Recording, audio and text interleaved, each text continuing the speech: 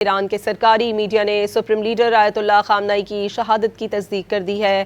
امریکہ اور اسرائیل کے حملوں میں ایرانی رہبر اعلیٰ کے بیٹے، بہو، بیٹی، داماد اور نواسہ بھی شہید ہو گئے ہیں۔ اسرائیلی فوج نے دعویٰ کیا ہے کہ ایرانی رہبر اعلیٰ کے مشیر علی شمخانی بھی مارے گئے ہیں۔ اسرائیلی فوج کے مطابق علی شمخانی کے علاوہ دیگر 7 ایرانی حکام اور کمانڈرز کو کامیابی سے نشانہ بنایا گیا۔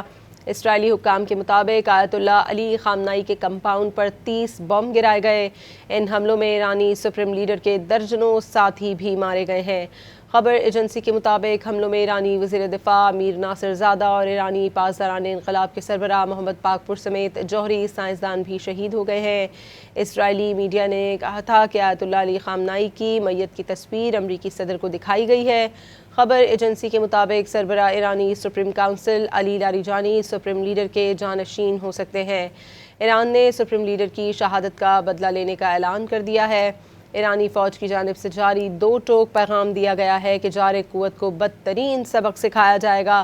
قیادت پر حملہ ایک سنگین اقدام ہے اور اس کا بھرپور اور فیصلہ کن جواب دیا جائے گا۔ ایرانی فوج نے واضح کیا کہ ملک کی خود مختاری اور سلامتی کے دفاع کے لیے ہر ممکن اقدام کریں گے اور دشمن کو اس اقدام کی قیمت چکانا پڑے گی۔